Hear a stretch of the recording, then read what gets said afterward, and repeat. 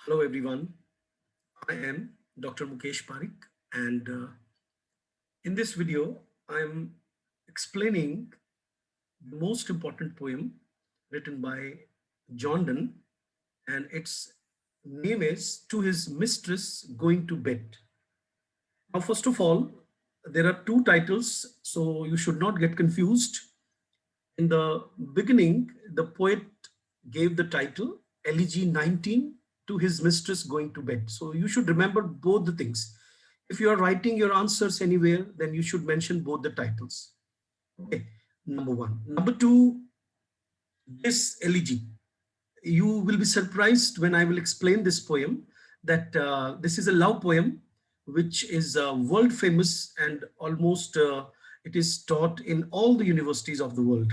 But why the title is elegy? So let me clear it, the doubt that you know that elegy today and for last many centuries is considered to be a poem written on the death of somebody.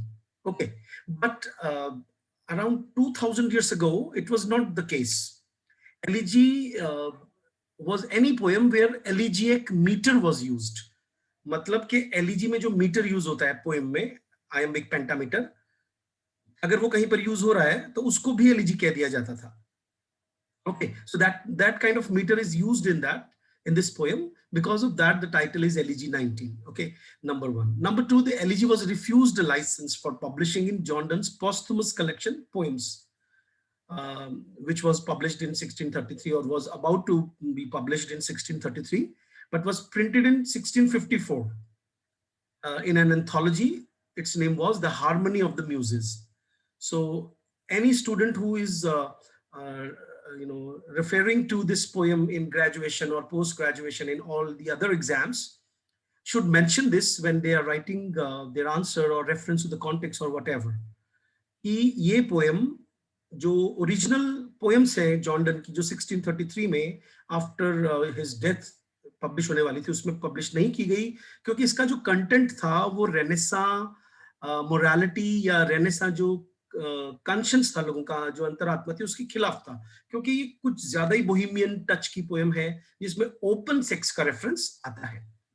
ठीक है, इस तरह की कविताओं को ब्लेजन कहा जाता है, जो मैं अभी आपको डिस्कस करने वाला हूं कि ये एक लव पोएम की कैटेगरी में आती है और एक थोड़ा सा ओपन ट्रीटमेंट इसमें है. अब आप जरा ध्यान दीजिए, मैंने यहाँ पे कुछ वर्ड्स लिखे हैं कि इसमें बहुत सारी कन्वेंशनल चीजों का, ट्रेडिशनल चीजों का यूज हुआ है जो बहुत जो पब्लिश कम होती थी लेकिन प्राइवेट सर्कल में पोइट्स लिख करके सर्कुलेट करते थे. उसमें पहला पॉइंट है ब्लेजन. इसकी स्पेलिंग में कई बार BLAZON भी होता है. ब्लेजन का मतलब क्या होता है? एक ऐसी कविता, जैसे आप में से कई स्टूडेंट ने कहीं ना कहीं पढ़ी होगी टू हिज कॉय मिस्ट्रेस, तो जिसमें ओपनली वो ब्रेस्ट की बात करता है या he wants to make love with his beloved, जिस तरह की ओपन सेक्सुअलिटी की जो बात करते हैं उसको ब्लेजन कहा जाता है कविता को. या अपनी प्रेमिका की ब्यूटी की जो बात करते हैं, खूबसूरती की जो बात करते हैं, पूरी उसके सिर से लेके पैर तक, जो उसकी गर्दन, आंखें, गाल, उसकी ब्रेस्ट, उसकी कमर, उसके हिप्स, इन सब की तारीफ अगर कोई कवि कर रहा है तो उसे ब्लेजन कहा जाता है.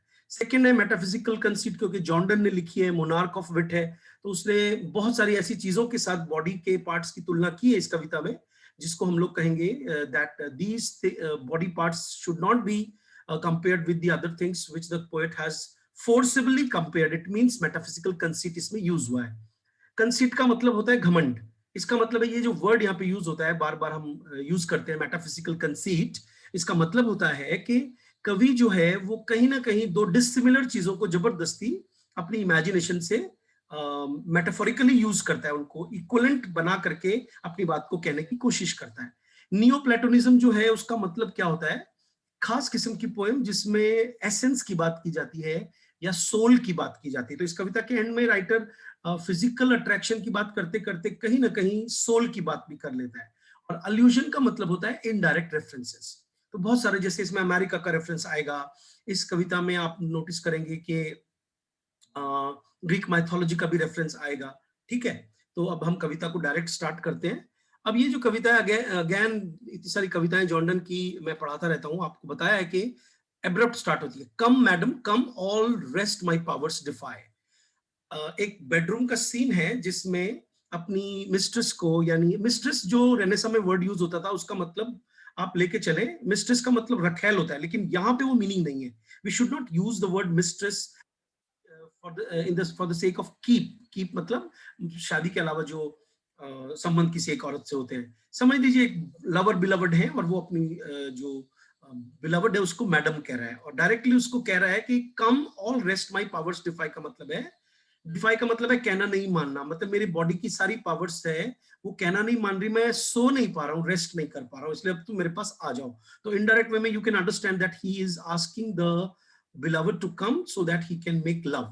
अच्छा, सेक्स करने को make love बोलते हैं इंग्लिश में, so you can understand when I speak this kind of language. Until I labor, I in labor lie. अब ये जो लाइन है ये बहुत फेमस है, इसमें एंटानेक्लिसिस का इस्तेमाल हुआ है. एक लिटरेरी टर्म होती है एंटानेक्लिसिस, जिसका मतलब होता है कि एक वर्ड का एक ही लाइन में दो अलग अलग तरीके से इस्तेमाल किया जाए. ठीक है, जैसे इस लेबर का मतलब यहाँ पे वर्ब के तौर पर है, क्योंकि आई सब्जेक्ट है तो लेबर वर्ब हो गया, और आई इन लेबर लाई यहाँ पर ये नाउन की तरह यूज हो गया, लेकिन दोनों की अलग अलग मीनिंग है. कि अंटिल आई लेबर, लेबर का मतलब यहाँ पे होगा हार्ड वर्क करना यानी सेक्स करना. ठीक है, आई इन लेबर लाई, तब तक मैं एफर्ट ही करता रहूंगा, सोने की कोशिश करता रहूंगा, हार्ड वर्क करता रहूंगा, सोने का मुझे नींद नहीं आएगी जब तक मैं लेबर नहीं कर लेता, यानी जब तक मैं क्योंकि everybody knows that during the process of making love a lot much calories are burnt, so labor word is very appropriately used here. Okay, और literary term यहाँ पे कौन सी यूज हुई है, antinaclisis. The foe often, फिर उस writer ने अचानक से एक एग्जाम्पल लिया है कि फो मैंने होता है दुश्मन. कई बार ऑफ टाइम्स मतलब कई बार दुश्मन जो है उसके सामने, इनसाइट मतलब सामने दुश्मन खड़ा होता है, लेकिन लड़ाई की इजाजत नहीं होती, तो वो इज टायर्ड, वो थक जाता है इंतजार करते करते.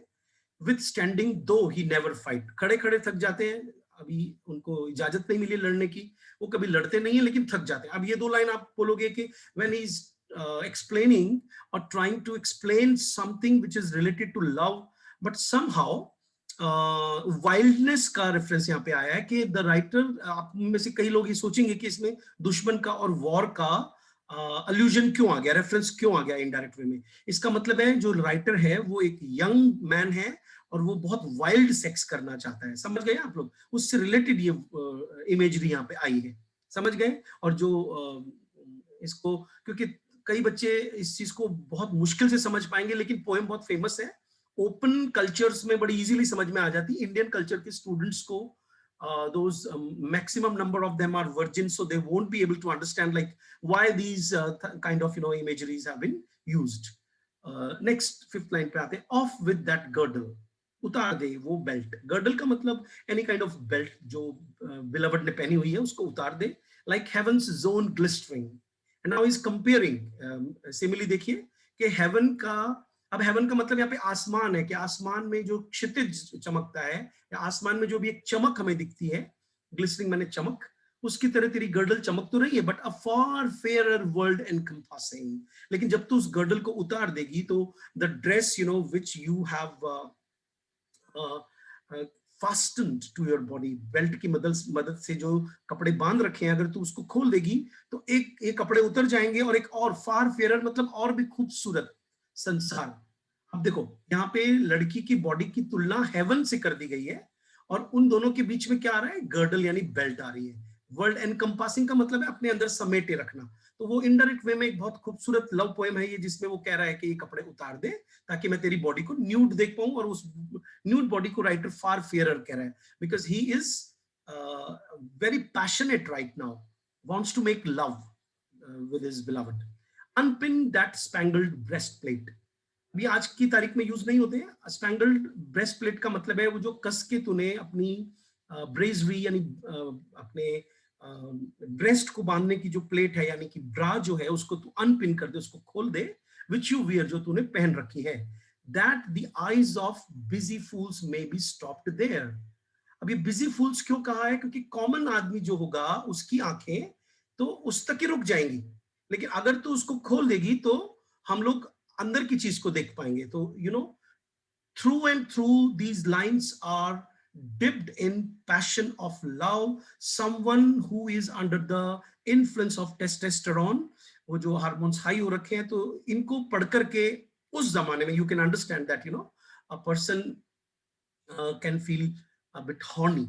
चलिए, ये आपको मैं समझाने की पूरी कोशिश कर रहा हूँ। कोई वोकैबुलरी समझ नहीं आए तो आप डिक्शनरी खोल के उसको देखें, ताकि इस पोएम को आप एंजॉय कर सके। ठीक है, पोएम को समझने के साथ साथ एंजॉय भी करना चाहिए, उसके साथ उसमें आपको ज्यादा अच्छा लगता है। उसको लिखना वो बात की बात है। आते हैं आगे अगली लाइंस में। Unlace yourself for that harmonious chime tells me from you that now it is bedtime. अभी harmonious chime, अनलेस का मतलब है तू अपने आप को अनलेस कर दे, जहां जहां से तूने अपने आप को बांध रखा है।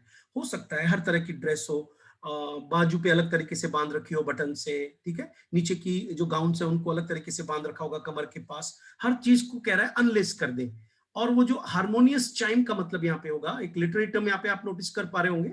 चाइम हारमोनियस नहीं होती, चाइम मतलब सुंदर खनक की आवाज। तो यहाँ पे घंटी की बात कर रहा है, जो बेल बजाते हैं ना, जो सॉरी क्या कहते हैं इसको, घड़ी, घड़ी में जो अलार्म बजता है, तो या एक पर्टिकुलर आवर पे घंटी जो आवाज देती है, उसको राइटर ने कहा harmonious chyme.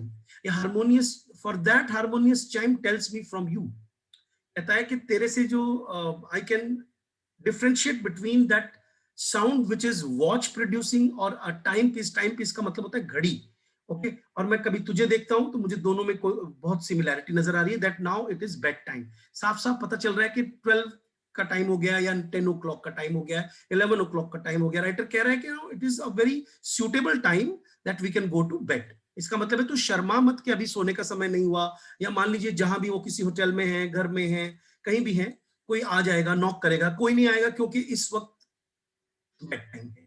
Of with that happy बस्क विच आई एनवी।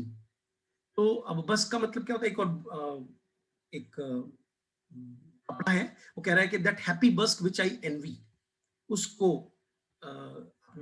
बस्क को भी तू खोल दे जिससे मैं जलन करता हूँ, एनवी मतलब नफरत करता हूँ। That still can be and still can stand on नाई, ताकि हो सकता है दैट स्टिल कैन बी, वो अभी भी रह सकता है वो कपड़ा, लेकिन and still can stand so नाई, और वो मेरे नजदीक रह सकता है, बहुत नजदीक, नाई मैंने नजदीक। योर गाउन गोइंग ऑफ, और उसको उतारते ही तेरा जो गाउन है वो उतर रहा है। सच ब्यूटियस स्टेट रिवील्स, और खूबसूरत जो स्टेट का मतलब है, तेरी बॉडी की जो स्टेट है, स्थिति है, वो धीरे धीरे प्रकट कर रहा है। एज वेन फ्रॉम फ्लावरी मीड्स, अब वो तुलना कर रहा है जैसे फूलों वाली कोई मीड का मतलब चरागाह, या दूर दूर तक मैदान में कहीं फूल खिले हो। द हिल्स शेडो स्टील्स, कह रहा है कि when from flowery meets the hills, कह रहा है। अब ये अंदाजा लगाइए हिल्स का क्या मतलब है यहाँ पे। हिल्स का मतलब उसकी बॉडी के उभार हैं, ब्रेस्ट के उभार, उसके हिप्स के उभार। सो वो जो कर्वेशियस जो बॉडी है, उसकी खूबसूरती की तुलना कर रहा है फ्लावरी मीट से, कि कैसे फूलों की घाटी को हिल्स की जो परछाई है वो कई बार चुरा लेती है। इसका मतलब ये कहना चाह रहा है कि आपकी खूबसूरत जो बॉडी है, उसके अंदर ये जो उभार है, वो आपकी खूबसूरती को कहीं कहीं से छुपा भी रहे हैं। तो वो उसको कह रहे हैं नजदीक आ, ताकि मैं तुझे और ध्यान से देख सकूं। फिर वो कहता है off with that wiry coronet and shoe the hairy diadem, जो तूने कोरोनेट यानी एक क्राउन जो तूने बांध रखा है उसको खोल। ऑफ विद दैट वायरी, वायरी का मतलब है वायर से बना हुआ, एक कोरोनेट यानी कि एक तरह का सिर में लगाने का एक क्राउन टाइप का। एंड शू द हेयरी डायडेम, और वो जो तेरे बालों का गुच्छा है वो मुझे दिखा, पूरे बाल मुझे दिखा।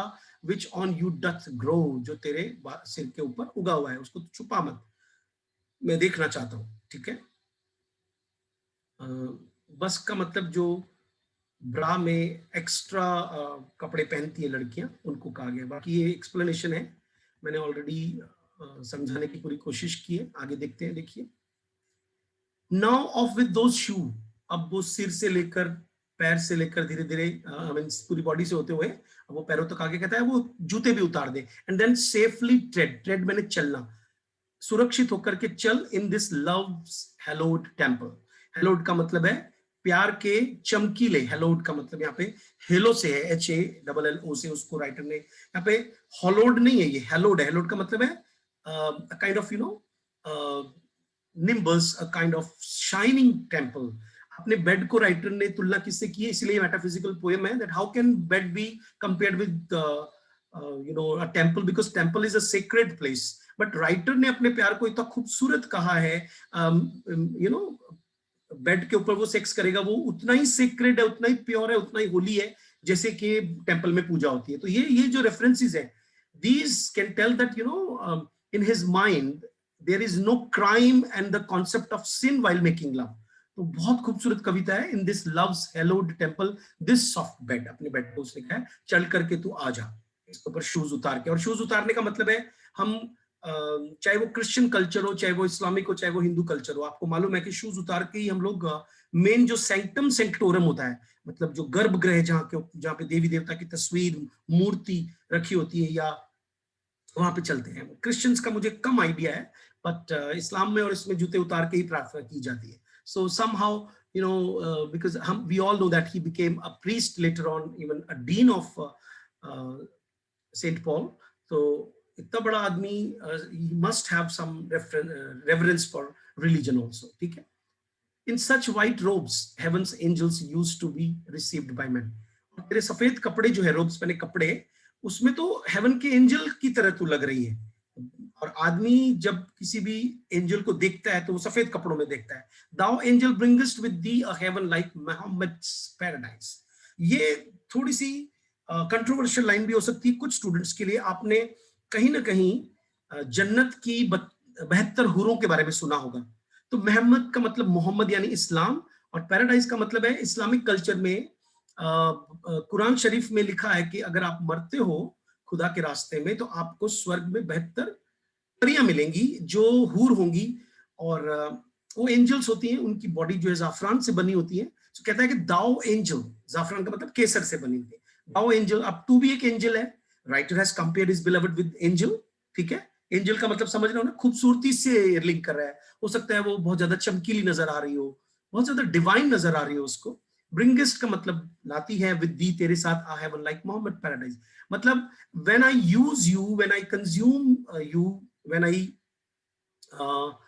make love with you, it seems that I am in a paradise where there comes the reference of Muhammad's paradise. मतलब मुझे 72 हूरों का पूरा मजा एक ही मतलब पर्सन से आ जाएगा, वो कहना चाह रहा है। तो वो तारीफ कर रहा है एक तरह से। एंड दो इल स्पिरिट्स वॉक इन वाइट, कहता है कि दूसरे जो एंजल्स होते हैं, खराब एंजल्स, वो भी सफेद कपड़े ही पहनते हैं। We easily know by these angels from an evil spirit. लेकिन तुझे देख करके और बुरी आत्मा को देख करके आराम से फर्क किया जा सकता है, अंतर किया जा सकता है, डिफरेंशिएट किया जा सकता है। कैसे? अब वो एक बहुत खूबसूरत और बहुत कंट्रोवर्शियल लाइन लिख रहा है, कहता है those set our hairs. बुरी आत्माओं को देख कर तो हमारे जो हॉरिपिलेशन हो जाता है, गूज बम्स हो जाते हैं, रोंगटे खड़े हो जाते हैं, हम डर जाते हैं। But these are flesh upright. लेकिन तेरी जैसी खूबसूरत जो एंजल्स हैं वो हमारे मास्क को सीधा खड़ा कर देती है। इसका मतलब है वो अपने जो सेक्सुअल पैशंस की बात कर रहा है कि मुझे फ्लैश अपराइट का मतलब समझ रहे ना, इरेक्शन हो जाता है। Man gets erection before he जब टेस्टोस्टेरोन का लेवल हाई हो जाता है उसमें, and he is in the mood of making love with a girl, तो उसके तो समझ रहे हो ना ये किस तरह से खूबसूरत कविता है जिसमें शब्दों के जाल के थ्रू राइटर ने एक सेक्सुअल इमेजरी क्रिएट की है। Okay, so you can understand flash मतलब मास, अपराइट समझ रहे हो ना, बॉडी का पार्ट, अर्थात उसका जो लिंग है वो उसकी बात कर रहा है। मैं बहुत ज्यादा तो नहीं एक्सप्लेन करूंगा, but you are smart people, you can understand it, ठीक है। ठीक है, नेक्स्ट इज, अगली लाइंस पे चलते हैं। फिर वो कहता है कि लाइसेंस माय रोविंग हैंड्स, कहता है मुझे इजाजत दे दो, मेरे जो रोविंग हैंड्स का मतलब है ये लवर है, he wants to make love, so before that he wants to make physical touch with the beloved. So roving hands का मतलब है उसके हाथ हर जगह जा रहे हैं, and he wants to touch the body of the beloved and let them go. कहता है मेरे हाथों को कहीं भी जाने दो। इसका मतलब है we can understand it is a dramatic monologue. लड़की जरूर कहीं ना कहीं उस वाइल्ड लवर को रोक रही है, before, behind, between, above, below. You can understand with these prepositions कि वो कहना चाह रहा है कि उसकी पूरी बॉडी में आगे पीछे, between, you can understand between the breast and between the thighs and all, above, below, everywhere he wants to touch the body of the beloved. Oh my America. And then out of love suddenly this metaphysical person, poet, this monarch of wit, all of a sudden says that body of the beloved is America.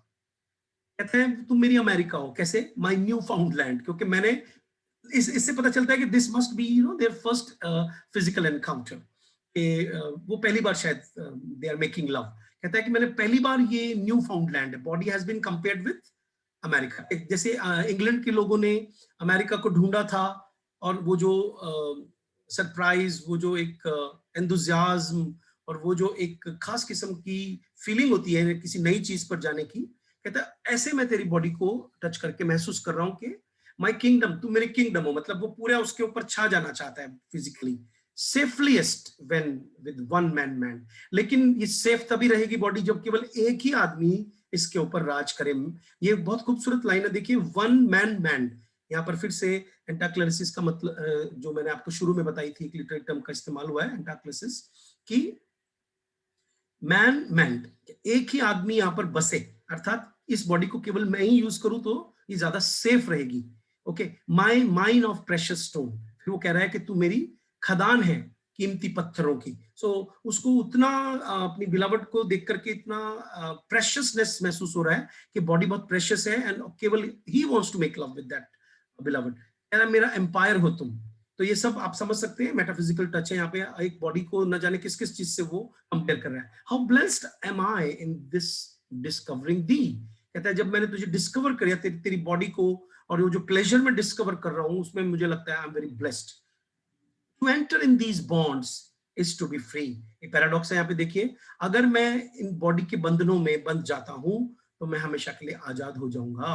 तो ये तो एक paradox है, एक विरोधाभासी line है कि बंधन में बंधने वाला आदमी फ्री कैसे हो जाएगा। इसका मतलब निकल रहा है कि once he gets bound with physical passions and all, then he feels free from the passions. अब ये only a lover and a person who makes love, makes sex can understand how relieved he feel when he uh, you know enter into this kind of physical activity। तो ये line उससे related है कि अगर मैंने इन body parts को touch किया और suppose I make love is to be free, तब जाकर के मैं अपने आप को आजाद में, हो सकता है यहाँ पर वो ऑर्गेज्म की बात भी कर रहा हो।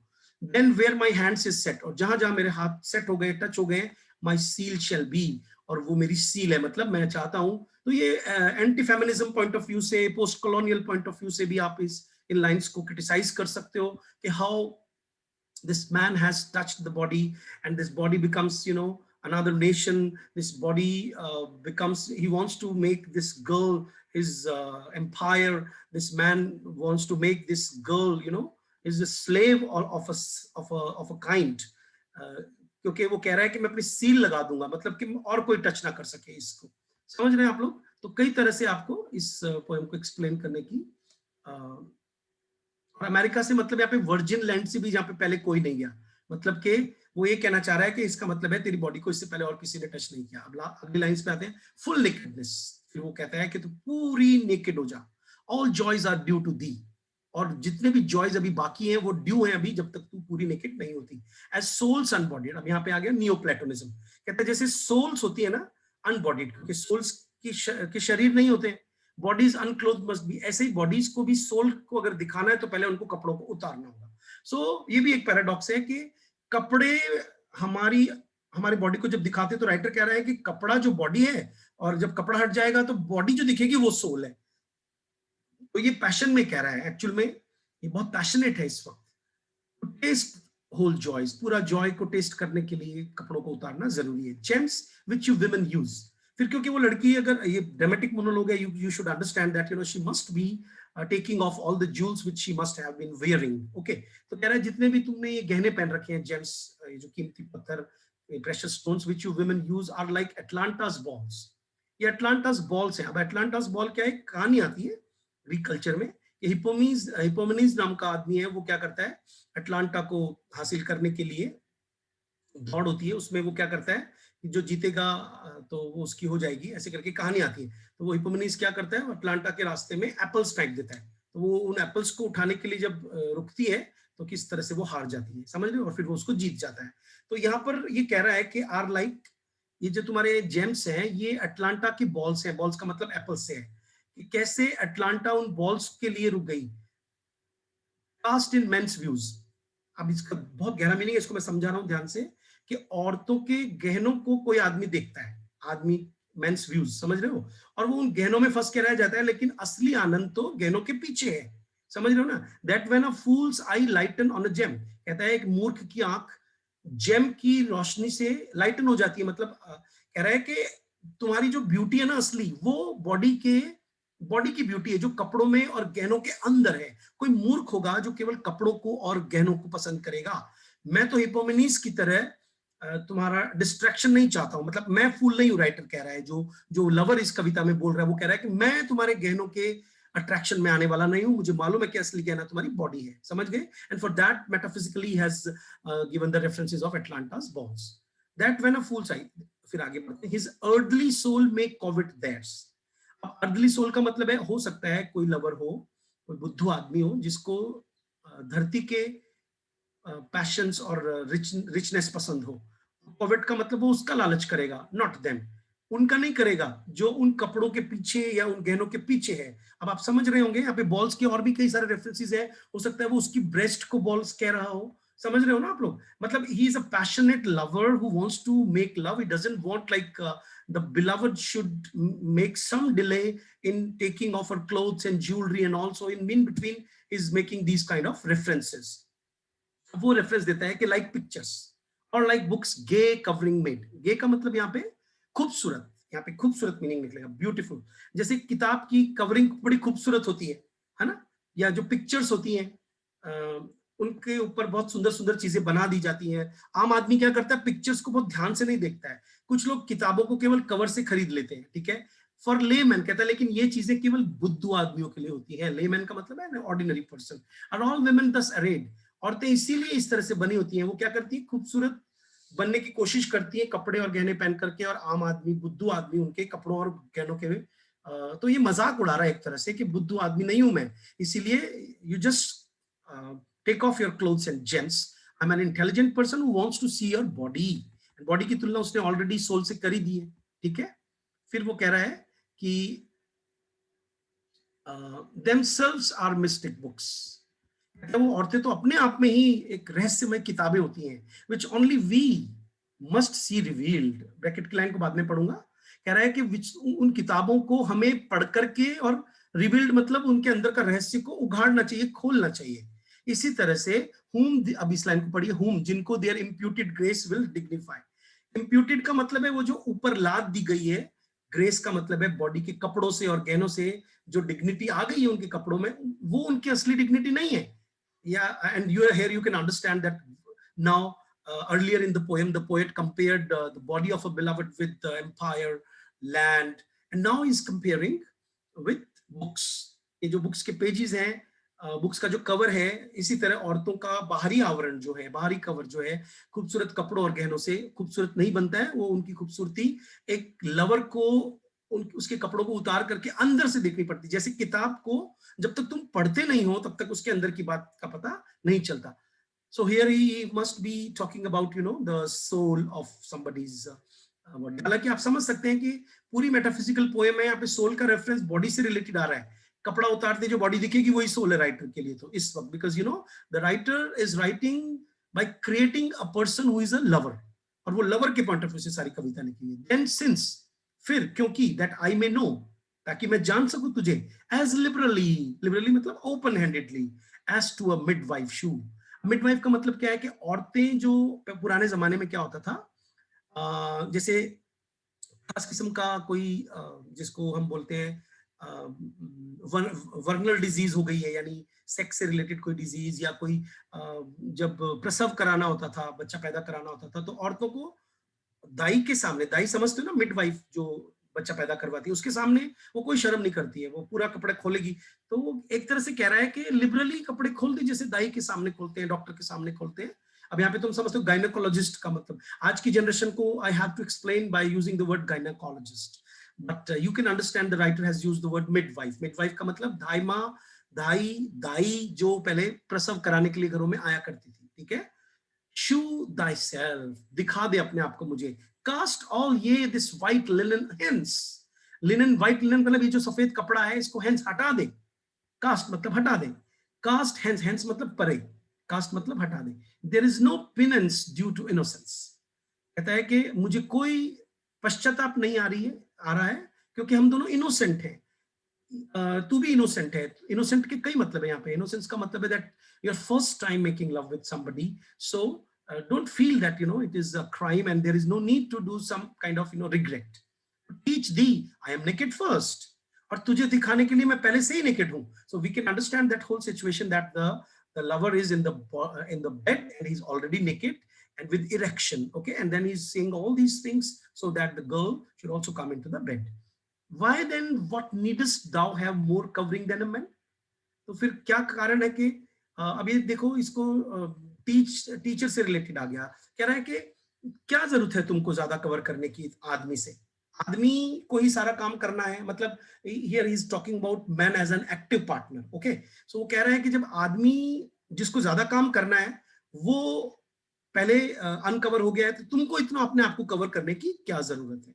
सो this is all about what this passionate lover wants to convey through this poem. And poem मैंने समझा दिए, आप इसको 2 बार सुनिएगा, तब जाकर के आपको ये अच्छी तरह से समझ में आएगी। That's it. Thank you very much.